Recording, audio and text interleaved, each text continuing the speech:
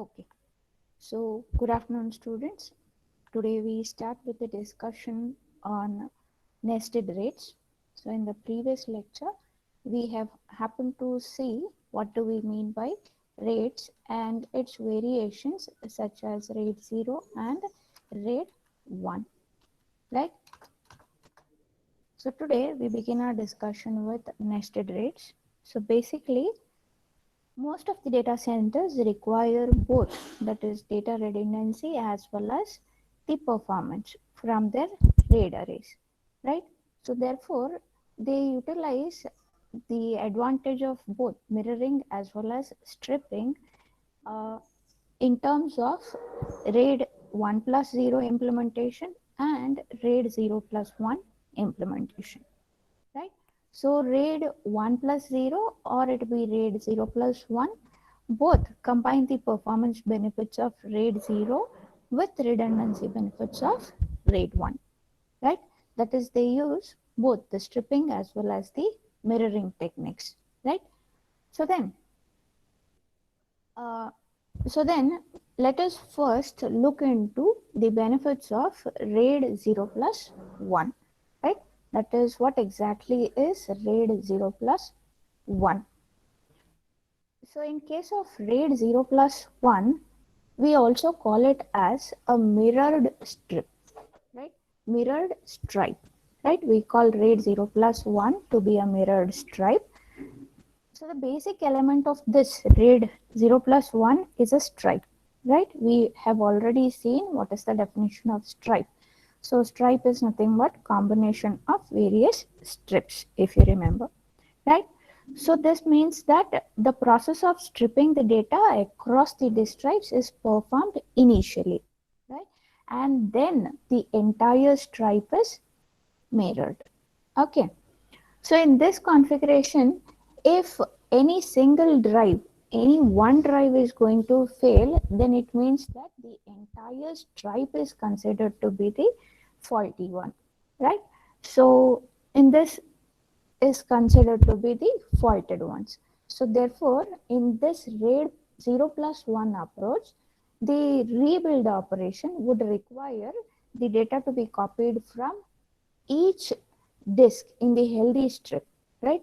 So what exactly happens here is when this copying of data from each disk happens, you are causing an increased load on the surviving disk, right? So let us see this with the help of a diagram here, right? So we are looking into RAID 0 plus 1. So RAID 0 plus 1 is called as mirrored stripe. So please remember, very initially what happens here is the data is stripped across the drives and then the entire strip is mirrored, right? So here there is block 0. So block 0 is written on to disk 1, right? So let me say this is disk 1, right? This is disk 2, both together form a RAID set, and this is disk 3 and this is disk 4, and these both form the other RAID set, right? So initially what happened, block 0 is written on to drive 1, block 1 is written on to drive 2, right? So stripping is performed, that is RAID 0 is accomplished. So once stripping is done, the next time you are going to mirror them, right? So block 0 is now written on to the other RAID set, that is on drive 3, and block 1 is written on to drive 4, right? So similarly, the next time we have block 2 and block 3 to be written. Okay. So here block 2 would go on to drive 1, block 3 would go on to drive 2.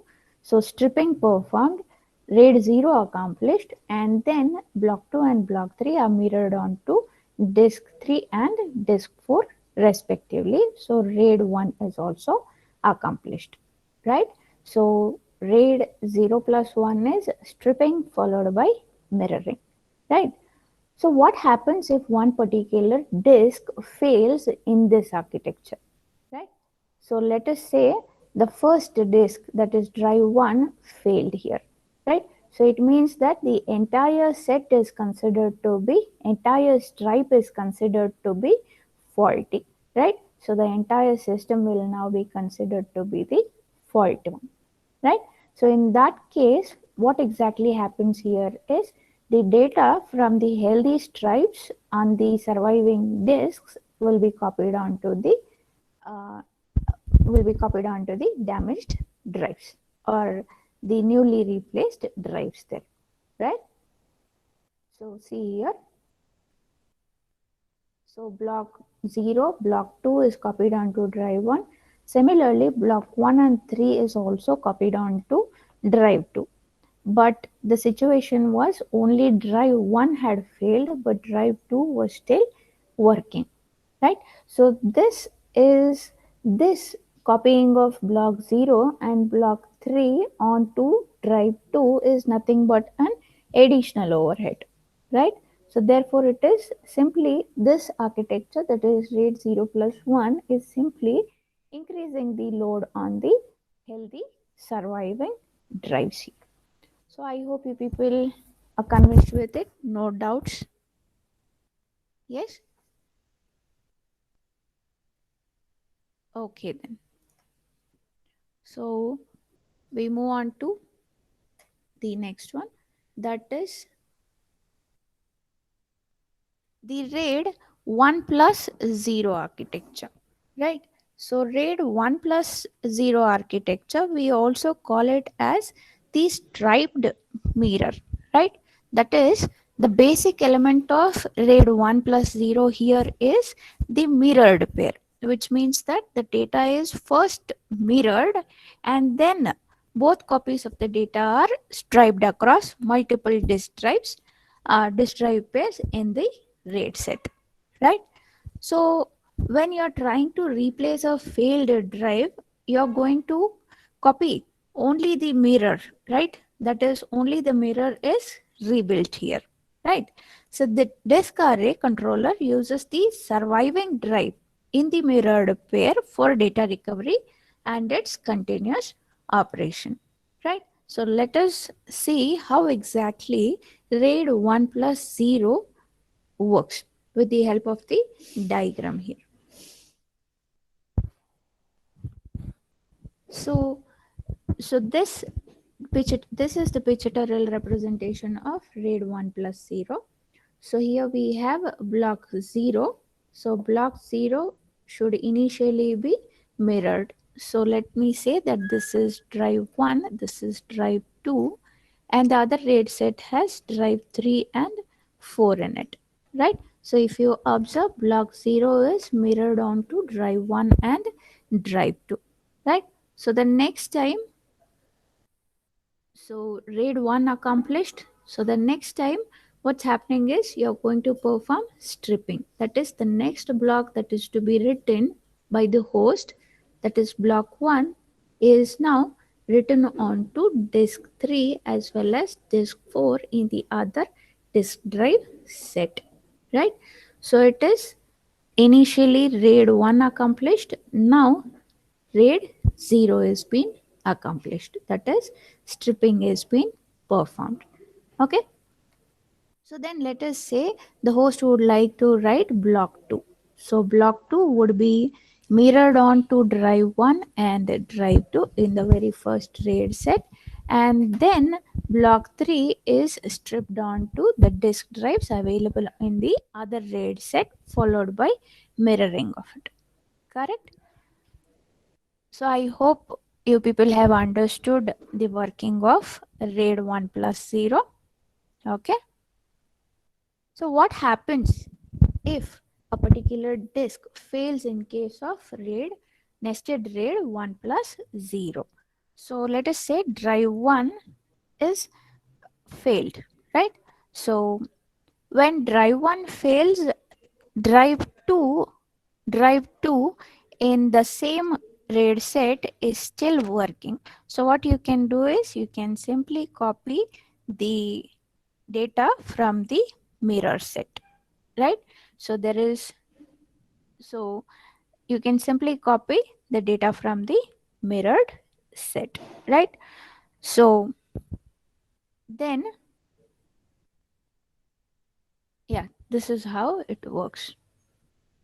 Okay, so now let us dig a bit more into the working of RAID 1 plus 0 as well as RAID 0 plus 1 here. So you can see both the diagrams here. The first diagram is RAID 1 plus 0 and the other diagram here is RAID 0 plus 1. Okay, so now consider an example of having 6 disks, right, forming RAID 1 plus 0. Okay, so forming RAID 1 plus 0. That is RAID 1 first and then you perform RAID 0. So these 6 disks are paired into 3 sets of 2 disks, right? They are paired into 3 sets of 2 disks, right? Where each set acts as RAID 1 set, right? So RAID 1 set in the sense it has a mirrored pair also, right? So mirrored pair of disk, and then the data is striped across all the 3 mirrored set. So if you can see, A1 is onto the first disk, then A2 is onto the third disk, and A3 is onto the fifth disk, correct? So the data is stripped across all these disks, right? All the 3 mirrored set, so it is going to form RAID 0. Okay, so then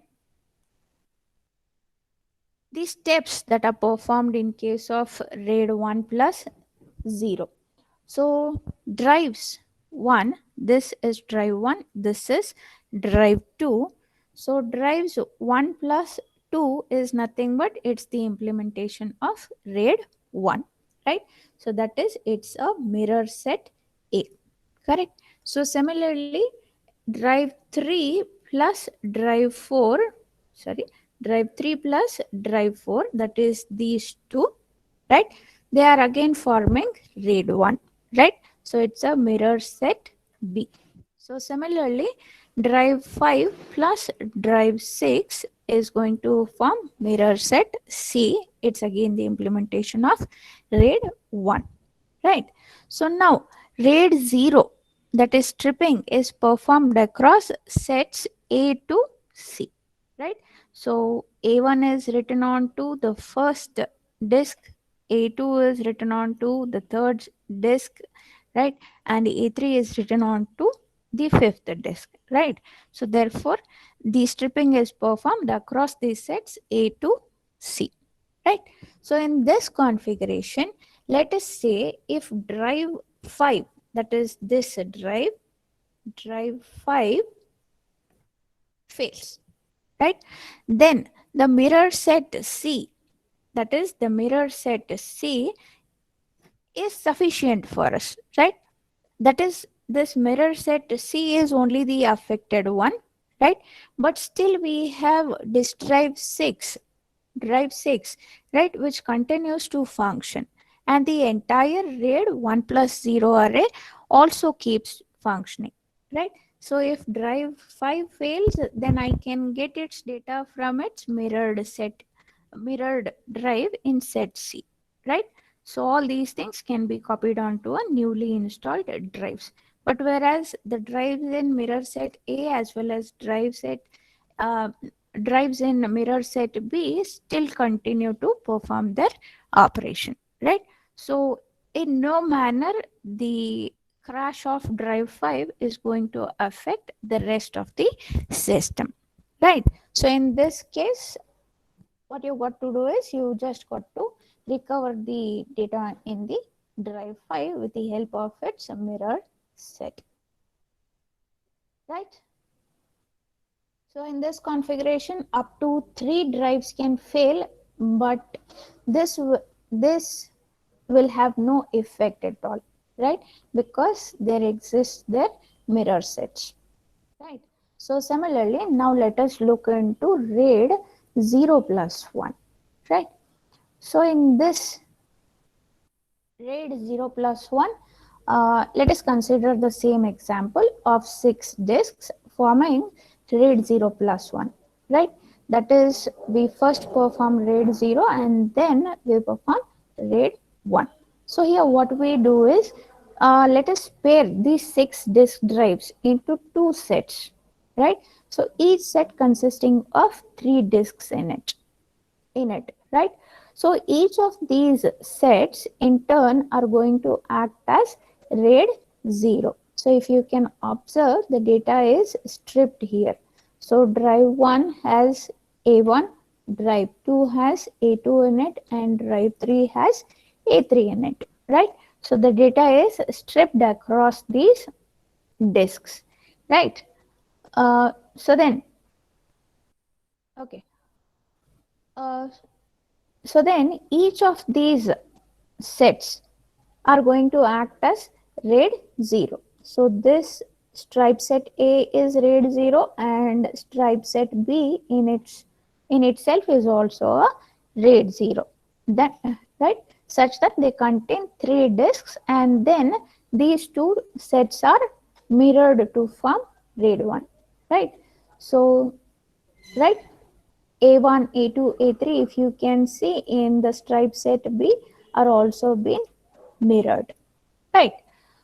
So then what happens here is drive 1 plus drive 2 plus drive 3 is nothing but we have accomplished RAID 0. We have performed stripping, that is strip set A is accomplished, right? So similarly drives 4, 5 and 6 together, right?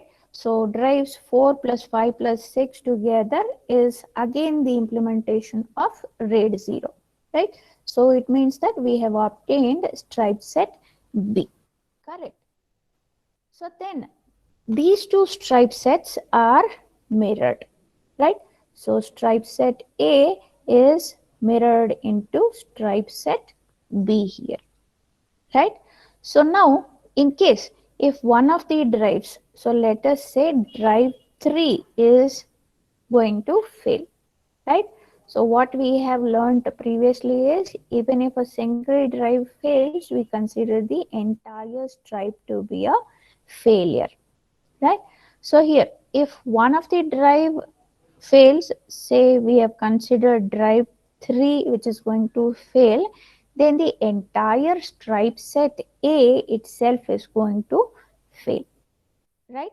So the rebuild operation in this case, right, copies the entire stripe, that is copying the data from each of these disks in the healthy stripe into its equivalent disk in the failed stripe, right? So what happens here is, as we have seen earlier, this is going to increase the load on the surviving disk, and it has unnecessary IO operations that are being performed here, right? And you are going to perform unnecessary IO operations, it means that there is a high probability that there can be second drive failure, right? So then we move on to the next version of RAIDs, that is RAID 3. Okay. So in case of RAID 3 makes use of parity, okay, to overcome fault tolerance. So what do we mean by parity here? So let us say host A has a block of data to be written, so which would be stripped against the disks in the RAID set. Okay, so what the number that you can see, right, associated with every data block is nothing but, let us consider it to be the parity associated with the data. So if you see the sum of all these parities, right, it is equal to 18, right? So in case, let us say if drive 3 is going to fail, then how do we get to know which drive exactly has failed? So this can be done by subtracting the values of the subtracting the parities of the working drives, right? That is 18 minus 4 minus 6 minus 7, which will give us a parity value as 1. So parity value 1 helps the RAID controller diagnose that the drive 3 is the faulty one, right? So this is how parity bits are used. Okay. So here RAID 3. RAID 3 strips the data for high performance, right? It makes use of stripping mechanism, and it also makes use of parity for improved fault tolerance, right? So the parity information in case of RAID 3 is stored on a dedicated drive, right? So that the data can be reconstructed if the drive fails. Okay. So for example, if you have 5 disk drives, then 4 of them will be used to store the data and the last one will be used to store the parity, right? So RAID 3 always reads and writes the complete stripes of data across all the disks, right, in parallel. That is, all the drives here are going to operate in parallel. Please remember this. RAID 3 is always going to read and write a complete stripe of data across all the disks in parallel, right? That is, there are no partial writes that update any one out of many strips in a stripe, right? So RAID 3 provides good bandwidth for transfer of large volumes of data, right? And RAID 3 is basically good for applications that have video streaming. Okay, so let us see the implementation of RAID 3 and then we will go to RAID 4. Okay, so RAID 3, you have block 0, 1, 2, 3 to be written. So on it, the RAID controller is going to calculate the parity. So once the parity is generated, so block 0 would be written onto drive 1, block 1 would be written onto drive 2, block 2 will be written onto drive 3, similarly block 3 on drive 4, and the parity bits will be written onto their dedicated disk drive, right? So then, what is the difference between RAID 3 and RAID 4? Okay, so RAID 4 also stripes the data for high performance and it also makes use of parity for fault tolerance, right? So the data is striped across all the disks except the parity disk in the array, right? So the parity information is stored on a dedicated disk so that the data can be rebuilt if the drive fails, right? So here the only difference is the stripping is done at the block level. So when I say stripping is done at the block level, it means that unlike RAID 3, the data disks in RAID 4 can be accessed independently, right?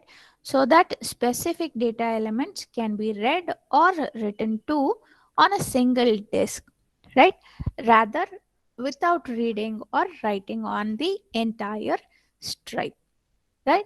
So therefore what happens here is RAID 4 is going to provide good read throughput and reasonable amount of write throughput. Are you are you understanding here? The only difference between RAID 3 and RAID 4 is you can read or write the uh, read or write independently on any specific or any single disk, right? Without happening to read or write on the entire stripe here, right? Rest all remains the same because RAID 4 also makes use of parity, right? So parity information is also stored on the dedicated disk, right? So it's also parity information is also used to get back the data in case of drive failures, right? So rest all remains the same. Okay, so moving on to RAID 5. So how exactly is RAID 5 going to work, right? So RAID 5 is similar to RAID 4, right? Because it also makes use of stripping, right? So the drives are also independently accessible in case of RAID 5, right? The only difference between RAID 4 and RAID 5 is the parity location, right? So in case of RAID 4, we saw that there is a dedicated drive to store the parities, right? So, but in case of RAID 5, the parity bit itself is distributed across all the disks in the RAID set, right? So this distribution of the parity in RAID 5 is going to overcome the right bottleneck that was associated with RAID 4, right? So let us see the implementation of RAID 5 with the help of a diagram here. So you can see here, so block 3 is written on to drive 4. It has parity information associated with it. So block 7 is written on to drive 5. It has parity bits associated with it, right? So it is like you do not have a dedicated drive which stores the details of the parities associated with the data blocks, right? So let us say we want to write block 0, then the controller, RAID controller is going to generate the parity. So block 0 will be forwarded on to drive 1 and the parity is somewhere stored in drive 5 independently, right? So this is how RAID 5 is going to work. Okay. So then RAID 5 is basically good for applications that have random read intensive input output operations to be performed, right? So like uh, uh, RAID 5 is good for relational database management systems implementations, wherein you'll have to optimize the way in which the data is being accessed, right?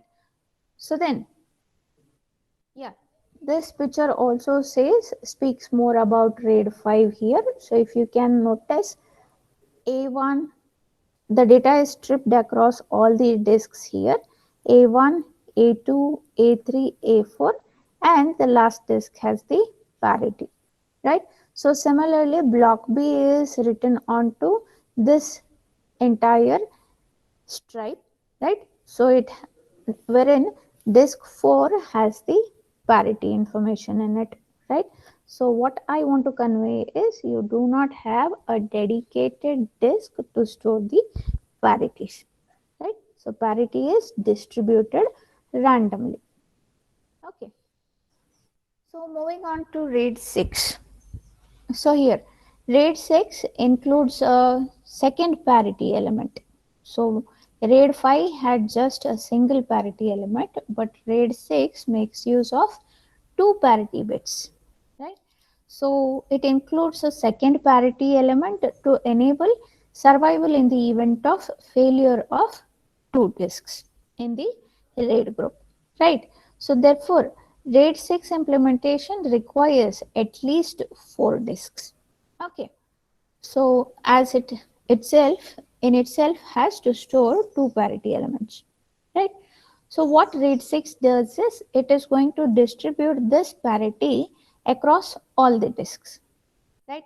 Again, you do not have a dedicated disk drive to store these parity elements. Okay, so the write penalty in case of RAID 6 is more than in case of RAID 5. So what is this write penalty, right?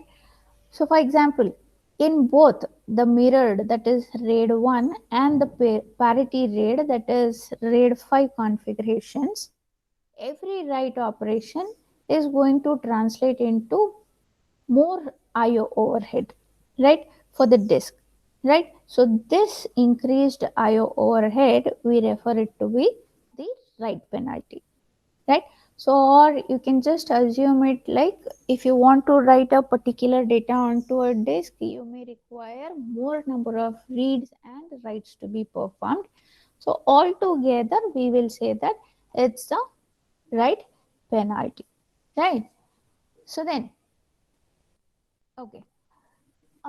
So then the write penalty in case of RAID 6 is more when compared to RAID 5. So therefore, RAID 5 performs better than RAID 6. Why do we say that there is more write penalty in case of RAID 6 is because it will have to write two parity bits for every block, right? So therefore, right? So the rebuild operation in case of RAID 6 may take longer time than when compared to RAID 5 because of the presence of these two parity bits, right? So I hope RAID 6 working is clear. So then we move on to RAID impacts on performance, right? So while you make a choice of which rate type to be implemented, then you're supposed to consider its impact on the disk performance, right? So as we said, in case of both RAID 1 as well as RAID 5 configuration, every write operation translates into more input output overhead, right? More input output overhead for the disks. We called it to be the write penalty, correct? So in RAID 1 implementation, every write operation must be performed on two disks because we are making use of mirroring technique there, right? So therefore we say that write penalty in case of RAID 1 is 2. Understanding? So in case of RAID 5 implementation, what happens is a write operation may have can be seen as 4 IO operations, right? So that is when performing small input output operations to the disks to a disk configured with RAID 5, what happens is the RAID controller has to read the block, has to calculate the parity, and then write the parity segment for each data write operation. Right. So let us see it. Let us see how exactly a single write operation on RAID 5 that consists of 5 disk drives happen here. Right. So RAID 5, we have seen that there is a dedicated disk wherein we are going to store the parity, right? Okay. So let us say on the first drive we have the parity and the rest of the drives, the stripe has the data element D1, D2, D3 and D4. So you want to write the new data element onto the drive 4, right? So you want to write E4. E4 new is the updated data that is to be written onto D4. So what has to happen here is initially you will have to read the old data, right? And then you'll have to read the parity associated with it, right? And then you'll have to XOR the old parity, right? So we consider it to be the XOR operations. Here for simplicity, we have taken it as subtraction, right? So in the old parity, you are going to subtract the content of old data to which you are going to add the new data set that you are willing to write on drive for, right? So once this calculation is done, your please remember we have performed two read operations here. We have read the old data, we have read the parity bit value. So now once you calculate a new parity, then you'll have to write this parity onto the disk drive. So new data is written onto drive 4 and then new parity is also written onto the first drive. right? So, so here, what's happening here? Whenever the controller is performing a write IO, then the parity must be computed by reading the old parity bit and the old data from the disk, which means that we have two read IOs, right? And then the new parity was computed, right? So after computing the new parity, what the RAID controller did is uh, it completed the write IO by doing two write operations, one for writing the new data and the other one for writing the new parity onto the disk.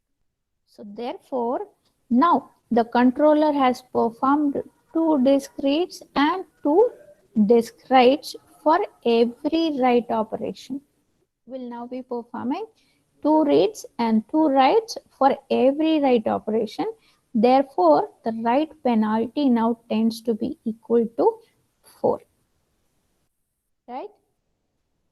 So write penalty tends to be 4 here in case of RAID 5 implementation because you are having a single parity bit, right? So just imagine what would happen in case of RAID 6. What exactly would be its write penalty? So in RAID, so in case of RAID 6, you would have three read operations, right?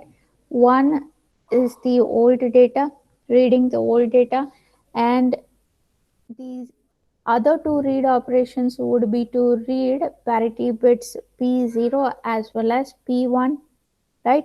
And once you would calculate the new parity, then you would have to write a new P0 value and a new P1 value followed by the new data that you want to write. So if you are able to visualize, then you require three read operations, right? Two for reading the parities and one for reading the old data. And after calculating both new parities, you require three write operations, right? That is two to write the parities and one write operation to write the new data, right? So therefore, here in this case, you see that the write penalty is equal to 6. Are you understanding? Yes? Okay. So in the next lecture, we shall start with the intelligent storage systems.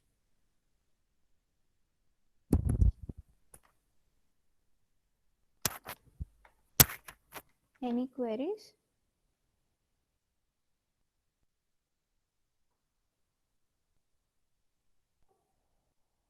Before we can wind, any queries?